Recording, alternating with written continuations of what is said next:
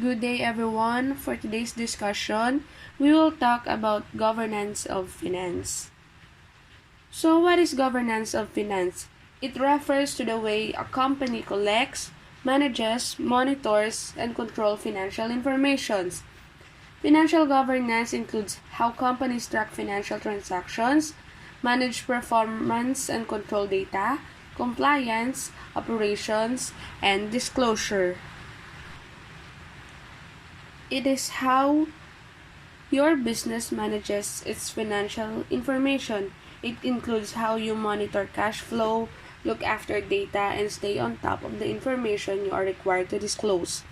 You need to know what information you should have, be able to monitor and retrieve it when you need it, and be able to analyze and present your finances easily when necessary. Having the right processes in place can take a lot of the pain out of financial governance. Financial governance in action are the policies and procedures companies use to manage businesses' data and ensure that data is correct. Financial governance includes internal controls, financial policies, internal and external audits, workflow, financial controls, data tracking and validation, and data security. So, why is financial governance important? Good financial governance ensures financial data is correct. When organization place controls on financial data, you can be sure finance teams are using the correct version of data to complete reports, budget, plans, and other financial documents. Financial governance is key to producing compliant regulatory reports and disclosures.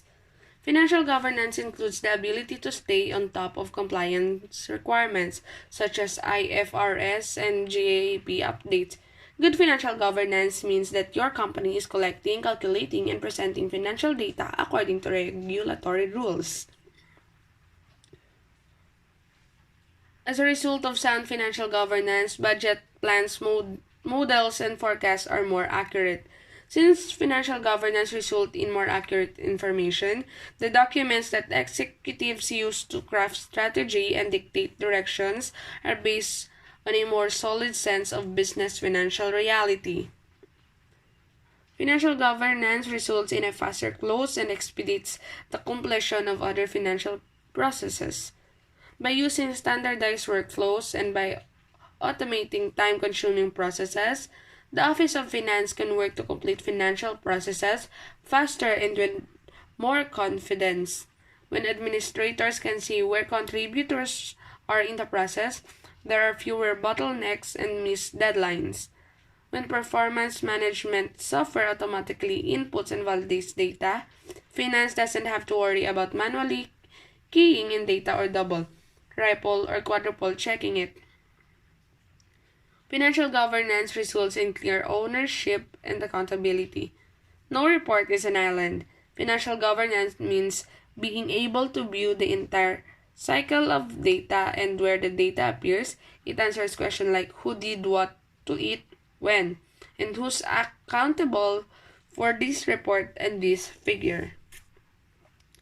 Financial governance allows organizations to identify risk faster.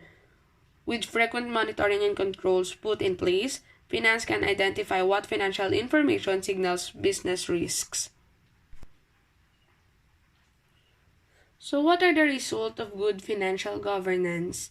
When you are at home managing your personal finances, you will find it easier to be on top of things if you have a filing system in place rather than stuffing all your receipts and bank statement into a tatty shoebox. Not only does it make things easier when you come to fill in your tax forms, you're also likely to have more of an idea of your financial situation at any given time. It's the same in the world of business. Having the right financial governance system in place helps you stay on top of things. So, good financial governance results in accountability. If there's problem within a process, it's easy to see where things are going wrong and why. It helps identify risks easily and quickly. Whether it's a supply issue, a bad creditor, or poor internal controls. It helps focus minds on the organization business plan.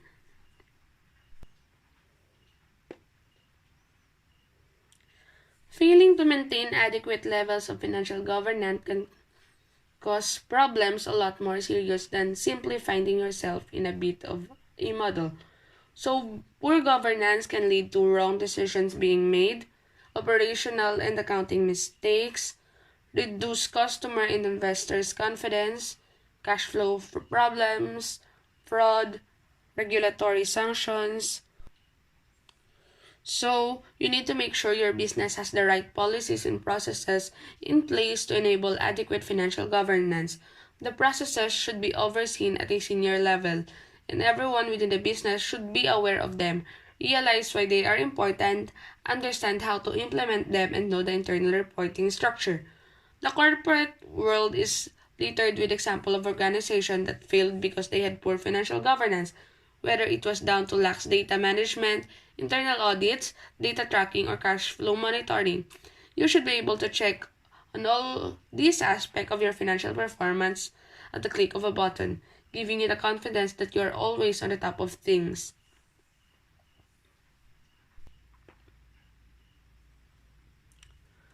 There are many ways of attempting to provide financial stability. First is the lender of last resort facilities. This international financial system is subject to the threat of panics, which means that lender of last resort facilities are desirable. The modern system performs a function that is analogous to that of a traditional national banking system. Maturity transformation with fractional reserves underpinned by a very short-term interbank market. To some extent, national governments have addressed the international lender of last resort problem by working out arrangements that requires home country authorities to provide these facilities to their financial institutions, even when they are operating internationally. However, these arrangements have many weaknesses and vulnerabilities, such as the fact that commitment involves many different currencies, and most observers agree that some manner of the international lender of last resort facility would be desirable. As in the general case, the political economy case for an international lender of last resort is strong. Such facilities are complex and can be costly to provide in a credible way, although each national government has powerful reasons to establish lender of last resort facilities domestically to protect its own financial institution and system. The benefits largely stop at the water's edge. No one government can internalize the full benefits of providing liquidity to the international financial system, which makes the normative case for global provision a powerful one. Regulatory harmonization. Financial regulation is a central component of national efforts to provide financial stability. In fact, it can be seen as the counterpart of policies to backstop the financial system, such as the lender of last resort. If government are providing some sort of insurance to financial markets, they need to attempt to limit moral hazard and adverse selection. But experience has shown that a financial system with inconsistent or discordant regulatory component, whether regionally or functionally, can create serious problems. Major regulatory differences gives financial institutions incentives to engage in regulatory arbitrage, designing their operations so as to find the most permissive regulation for each segment of their businesses.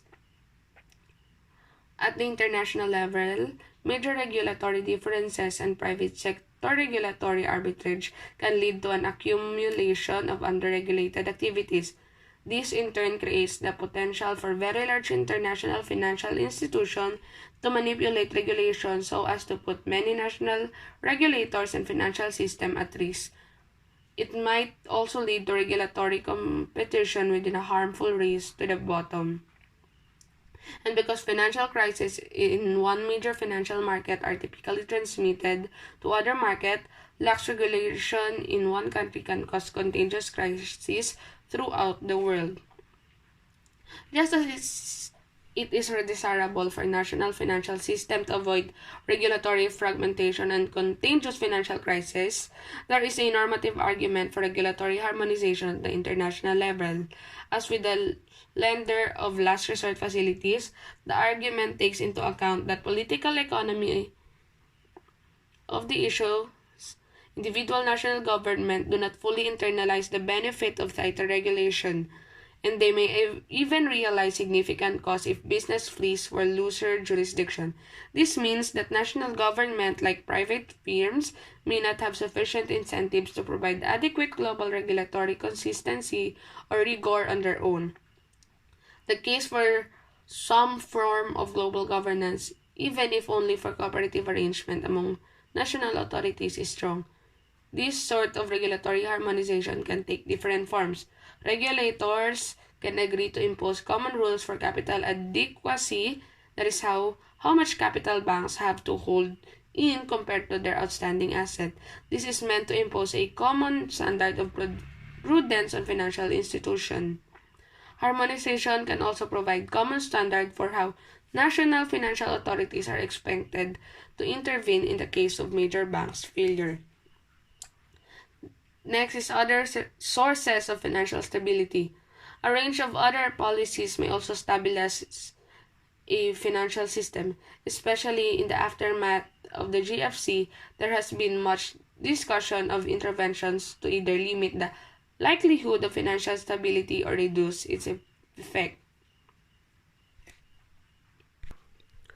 One set of policies that has attracted a great deal of attention is macroprudential regulation.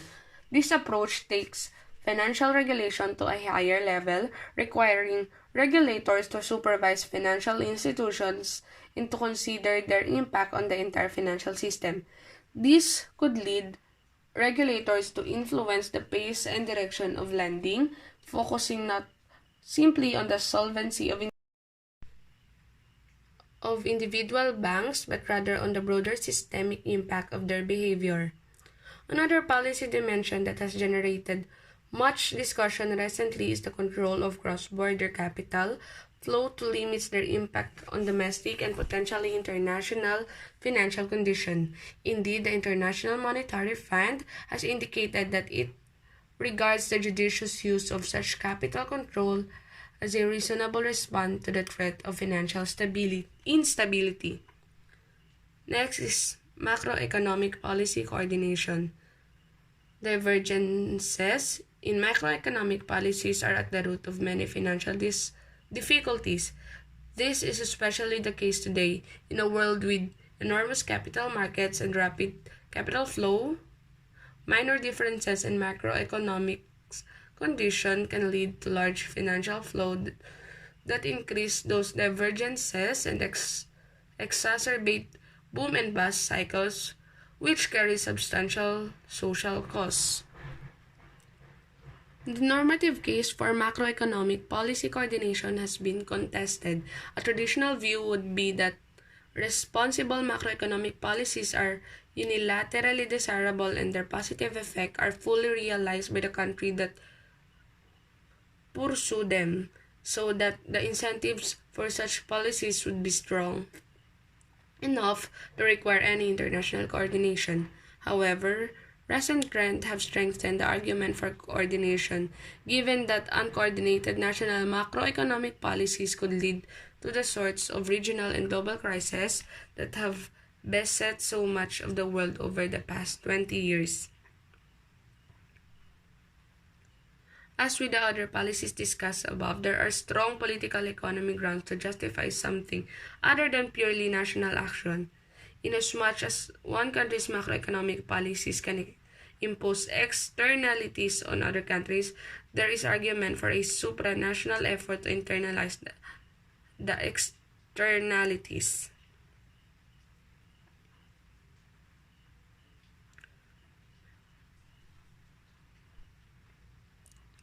There are three keys to effective financial governance. First is creating a policy that guides the CEO in developing the business plan, including the budget or financial plan. This relates primarily to the operating revenue and cost of the business, as well as the cash flow management of the organization. Next is creating a policy that establishes the basis for the organization's well-being. This relates to the management of the assets and liabilities of the business. And monitoring processes that provides the organization with sufficient financial information to be satisfied that the finances are being appropriately managed towards the achievement of both the short and long-term goals of the business. This includes establishing key performance indicators and benchmark for performance evaluation and frameworks that provides the board, management, and staff with reporting system in accurate and timely manner. Next is the normative argument for global financial governance. As financial markets grew from being local to being international, there was a need for national public goods involved in overseeing these markets. This led all governments to provide national financial regulation and supervision.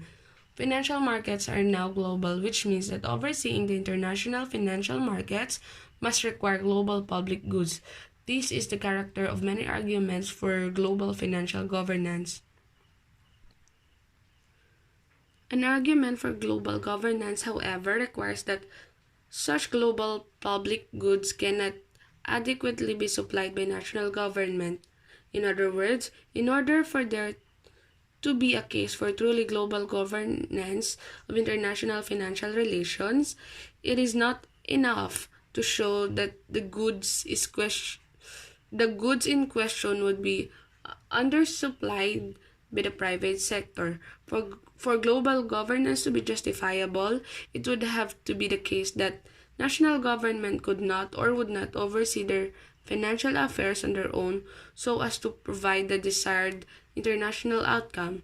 In other words, the argument for global governance requires demonstration that not only private actors but also national government are insufficiently willing or able to provide something that is globally desirable.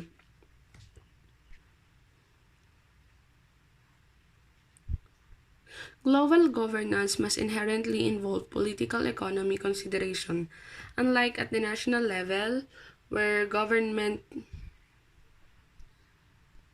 provision is justifiable because private supply is insufficient to satisfy demand, at the international level, global provision would have to be justified only if national government did not have incentives to supply the goods, and the incentives to government are inherently political.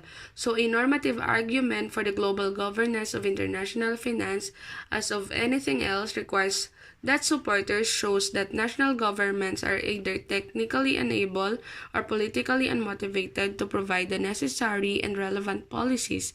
In this context, we can identify the sorts of intervention that are most commonly and justifiably presented as the kind of global public goods the global governance of international finance could or should provide. Next is developments in global financial governance. The international financial system was hit by a series of financial crises in the 1990s, the most prominent of which were the Mexican crisis of 1994 and the East Asian crisis of 1997 to 1998.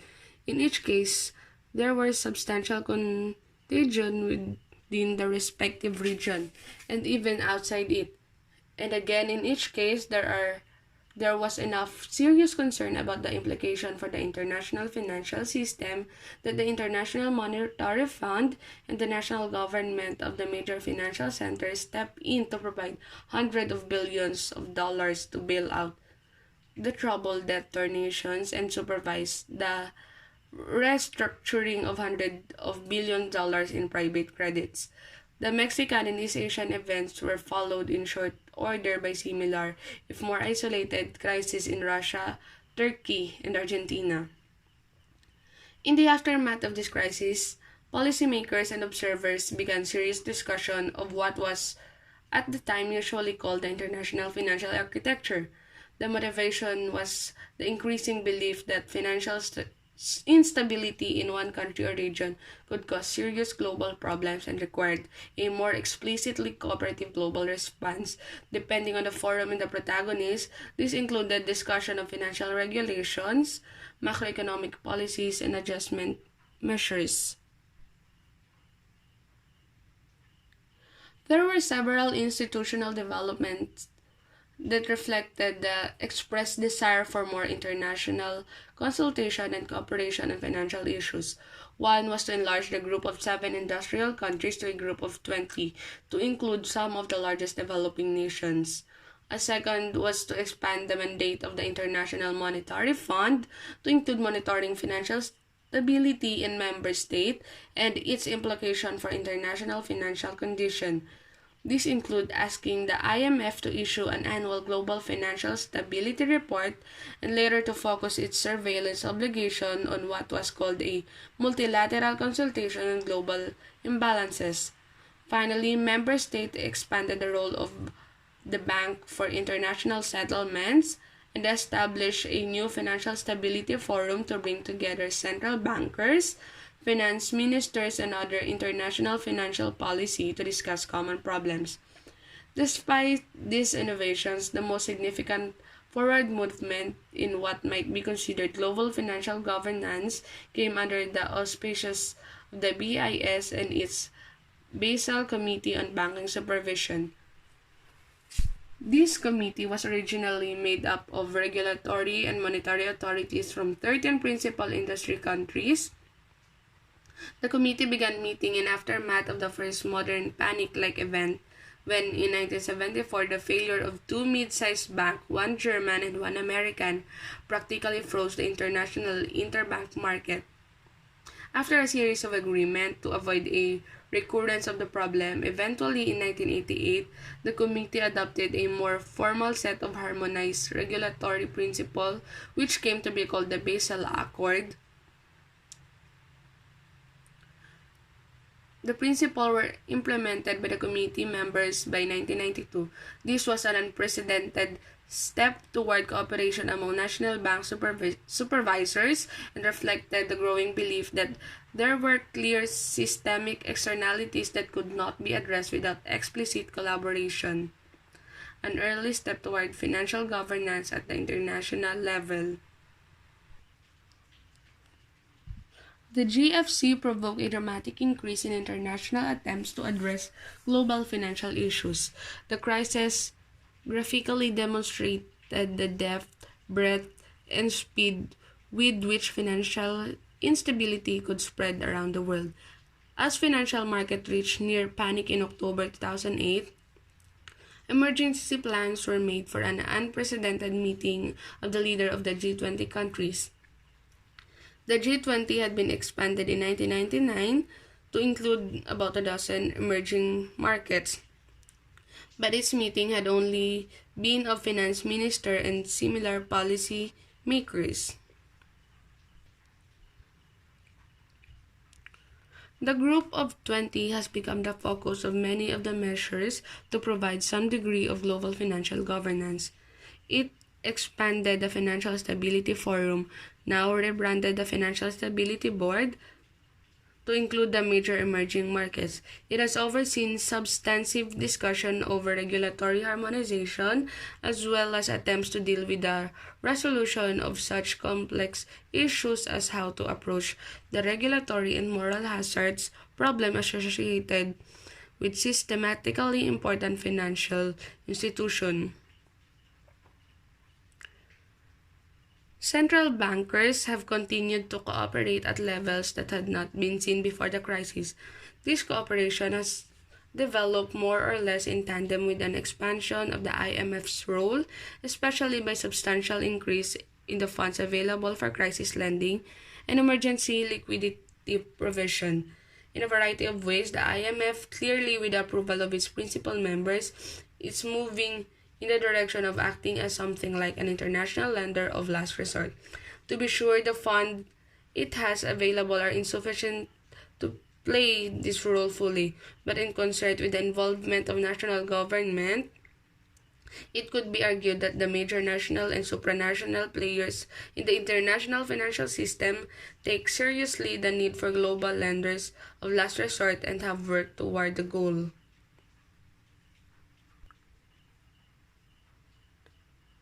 The corporate governance of financial institution. Corporate Corporate governance in financial institution is the set of standards and principles used to create a system of checks and balances over the management of banks and financial intermediaries.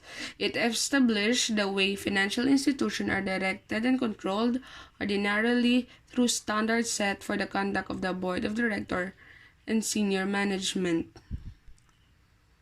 Countries have different political and regulatory environments, business standards, and customs. Additionally, independent legal systems varying from country to country cause significant difference in corporate governance practice. There is, however, an international movement toward universal standard for all multinational financial institutions that has been gaining traction since the late 1990s. How are financial institutions governed? Many mechanisms govern financial institutions. All firms operate within a framework of laws, taxes, and social mores. Financial institutions face the added dimension of specific regulations and supervisory actions. Every major decisions within the firm, entry, finance mix, investment, compensation, growth, and death, is highly influenced by internal governors such as the board of directors and risk officer, and by external governors such as market participants, regulators, and legislators.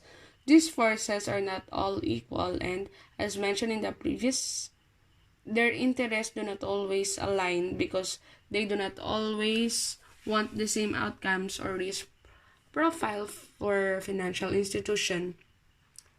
In order to govern financial institution, an entity must possess both the ability and the will to do so. Much work has been done examining the influence of board of directors and market forces upon financial and non-financial firms. A related line of literature examines the incentives regulators face when choosing both when and how to intervene in markets, just as principal agent problems exist between the owners and managers of firm.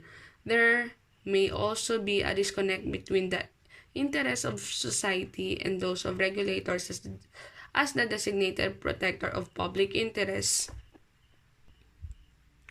Next, the board of directors. Bank regulators have looked to boards of directors to play an important role in guiding this institution toward prudent behavior. While bank management is called upon to exercise day-to-day responsibilities over bank affairs, the board has traditionally been seen by regulators as a source of independent oversight of management's decision-making. Key decisions about strategy, risk appetite, organization, and internal controls are all viewed as appropriate item for board view. Regulators also expect boards to actively monitor progress in addressing controls weaknesses cited by the regulators or other groups such as internal and external auditors. Many expectations have been placed on bank boards, reflecting on the critical role banks have in our economy. Some of these requirements derive from federal laws and regulations. Others are included in guidance provided to boards by the bank regulatory agencies.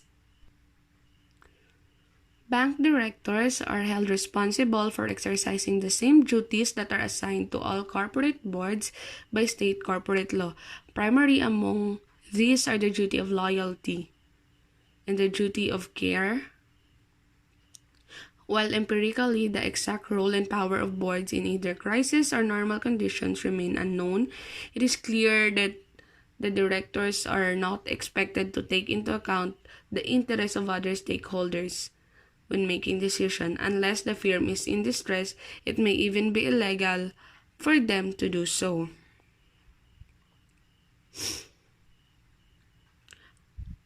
Bank boards are also assuming increased importance as a result of the regulatory reform enacted in the Gramm-Leach-Bliley Act.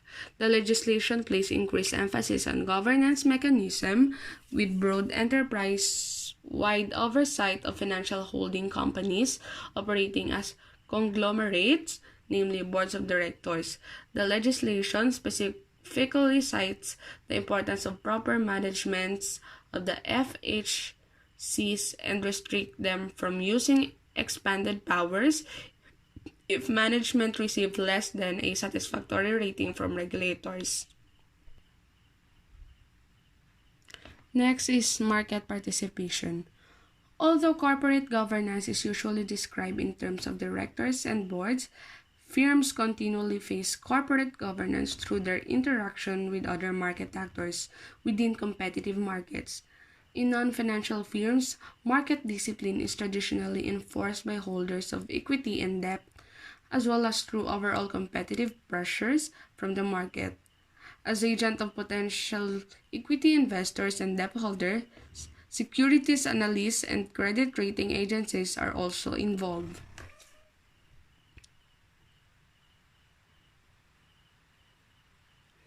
Firms receive direct market feedback through the price of their borrowings, the collateral demanded by counterparties, and the feasibility of accessing equity markets. Due to the market failures present in financial markets, the opportunities and incentives for market actors to exert discipline upon financial firms differ from non-financial firms in several ethical ways. One avenue is through the effect of a weakened market for corporate control within the banking industry, while in competitive market, poorly run or otherwise underperforming firms are subject to the threat of hostile takeover bids by stronger institutions. Any potential merger or acquisition involving bank holding companies is subject to regulatory approval. These transactions are scrutinized along anti-competitive and stability dimensions and may be rejected if there is enough existing banking markets overlap between the institution.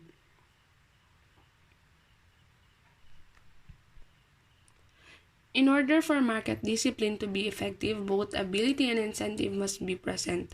The existence of government-assisted acquisition, bailouts, and deposit insurance deadens the incentives of market monitors by capping their potential losses and weakens their ability to monitor firms' conditions by interfering with the overall levels of information generation and the information content of prices. Next is financial institutions, market disciplines, and the role of information. Information and market discipline are closely linked. Information production is both an input and outcome of market discipline. When market actors have the incentives to monitor banks, they produce information to do so. Regulators can also mandate the use and release of specific information. This mandates information if it increases the ability of market actors to monitor banks may increase market discipline. The level of overall information may therefore be less important than the origin and original motivation for its production. Further research is needed to understand the potential feedback loops of regulations that mandates increased information, as well as regulation that motivates market actors to produce more information. Market discipline can be an effective mechanism for governing banks, whether the desired goal is value maximization, stability, innovation, or some combination of the three. Any policy with the aim of increasing market discipline takes one of two approaches: encouraging the banks to pay more attention to the markets, or encouraging the markets to pay more attention to the banks. Of the two examples examined in the section, tying executive compensation to a market measures, such as equity prices or default insurance rates, follow the first approach. The creation of newly mandates living wills and resolution plans follows the second. So thank you everyone for listening. God bless.